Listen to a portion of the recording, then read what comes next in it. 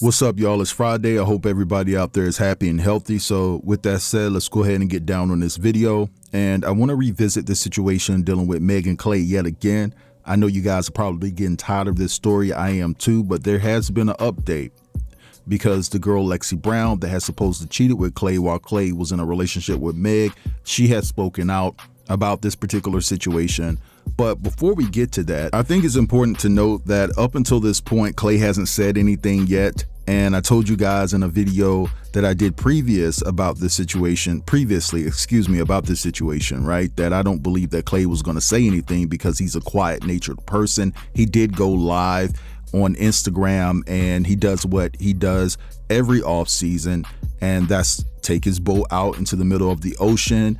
And he said it was good to be back, but that's about it. He has remained silent about this whole situation. Now, a lot of people are pointing to the fact that he should, because Meg is the one that brought it to the forefront and brought it to the internet.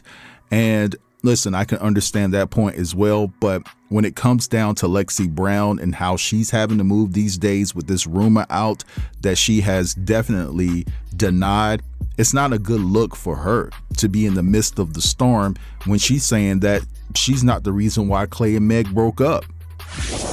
I would have considered him a friend. Me and Klay do know each other because we both play professional basketball. I would have considered him a friend.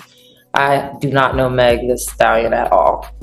You know, today, I'm still the only person that has denied this entire situation of my involvement and claim that this is 100% false.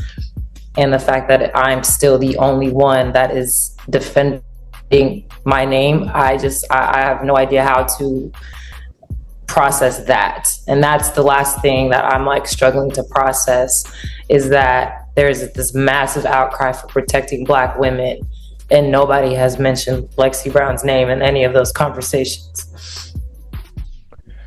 I wouldn't have minded if either one of them came out and said it, because at the end of the day, they're the ones that are in the relationship. They're the ones that are dealing with this, and they're the ones who are communicating with each other. So one of them, if not both of them, know that it was not me. It could come from one of their teams. It could come from somewhere. The truth is over there somewhere. And I was expecting it to reveal itself from that side of it, the side that actually has the issue. Because again, I have no idea what is going on. I have no involvement. I've had no communication at all whatsoever during their relationship. So for them to just allow me to get dragged, for a lot of people to allow me to get dragged through the mud for, I don't know, it seems like 4 days now, knowing 100% what was being said was false, that surely somebody would step in and say, no, this is a lie. Please point your fingers somewhere else, or don't point them at all, but don't point them at Lexie. And by the time the game was over, it had not happened. And, I said, you know what? I'll give it a little bit more time. Surely somebody that knows the truth, and that is almost everybody involved, knows that I was not involved in this situation at all, would surely step in and say something. And it didn't happen. I was getting threats on my life. I was getting threats on my health. My family started getting comments and threats from people. I've had to hire security to travel with me places. So it got to a point where I just was scared for myself. Now, me personally, I don't care who says it. I think that either Klay or Meg are responsible for coming out and clearing her name if she has no involvement in this situation. A lot of men are saying that Klay shouldn't have to say anything because he didn't bring it to the internet. Well, if they're friends and she doesn't know Megan the Stallion, I do think it's Klay's obligation to come out and clear Lexie's name, because she doesn't deserve to be dragged like this. Now, another thing that's going viral as it pertains to this situation is that this lady, I believe she's from the UK, she definitely has the accent. She's saying that Klay Thompson wasn't known as a global star until he got with Megan the Stallion. We didn't know Klay Thompson before Meg Thee Stallion. We didn't know Stephon Diggs before Cardi B. And while these guys have more money than these girls have social and global influence. Meg Thee Stallion made Klay a global star, whether he wants to admit it or not. I think it's imperative that you do your research before you reach across the pond to get into someone else's business, because Klay Thompson is a 4-time NBA champion, a 5-time NBA All-Star. He's grossed over $300 million playing in the NBA. He has a big-time sneaker deal with a Chinese brand called Anta, which has been pretty successful, with Klay selling 10 million pairs of his KT signature shoes. So Klay definitely is known globally. Now, maybe she's talking from the standpoint that, you know, the people that don't watch sports and things of that nature, that are more committed and more connected to music, that don't know anything about sports.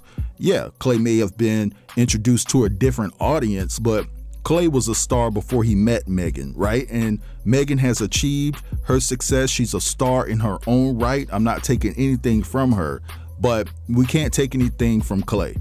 He produced blood, sweat, and tears on that court to make it to where he is now. So let's give that man his respect. Now, what I don't respect is the fact that Klay allegedly cheated on Meg, right? I don't get down with that, because where I come from, we hold men to a different standard from what I'm seeing online. You know what I'm saying? And I don't tolerate the disrespect that I'm seeing online, as all of these people are up in arms just calling Megan out of her name. So if you guys don't know, Tony Yayo and Uncle Murder, they have their own podcast, and they had some guy on there called Dogface, and this is what he said. How do you feel about Megan and Klay breaking up? Because I felt Klay was a square, and she was like a nice Southern girl that was, you know, wild. She's a whole nice Southern girl. It's a whole. Nah, don't do that. Shout out to Megan. Yo, I'm just saying. You don't ask me no question, Big Bird. Shout out to Megan. Yo, he being politically correct today. I didn't say. I'm just saying, why you doing that to Meg? Why y'all gonna do that to Meg? You don't ask me no question. Lay back today. You can stop this shit right now. Yo, listen. You ask me a question. Yeah, that's all. And so if you want to keep that same energy, Dogface, right? So is 50 Cent's baby mom, Daphne Joy. But I bet you won't say that. It won't be applicable to her, huh? You know what I'm saying? With all those freak-offs she was doing with Diddy, right? And then there's these disrespectful memes going around. You see all of the individuals that are lined up and that they're saying that Megan Thee Stallion been with and things like that. I mean, she's getting clobbered all over social media, and some will say that she brought it on herself. Look at her music or listen to her music, and you know what I'm saying, and the things that she perpetuates. And this is why a lot of people have come to the conclusion that she's a 304. But anyway, let's move along, because I briefly want to discuss 50, because he's being sued by a lady named Monique Mayers, who claims that she worked for 50 for 12 years in senior operational roles across various businesses, right? Now, I can't seem to find a picture of Monique, but anyway, the lawsuit was filed by Monique's attorney by the name of Benita Joseph of Joseph and Norensburg.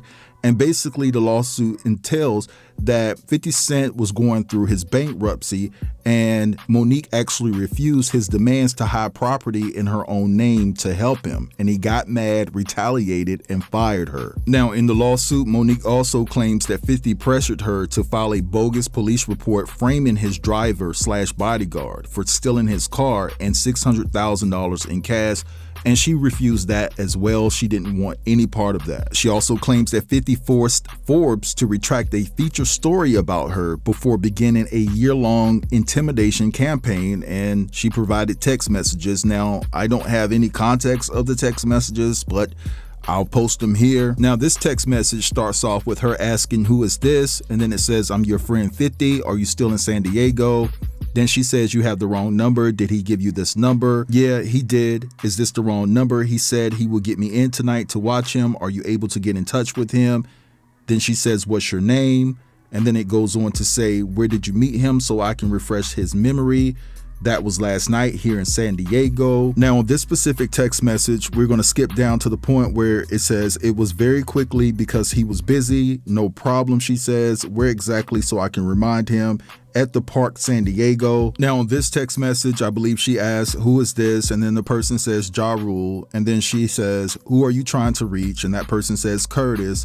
And then she says, "Who gave you this number?" And then the last text message that was provided, it says, "You will suffer fifth." whoever this is, stop texting this number. F that. Keep texting in. Who do you think you're texting?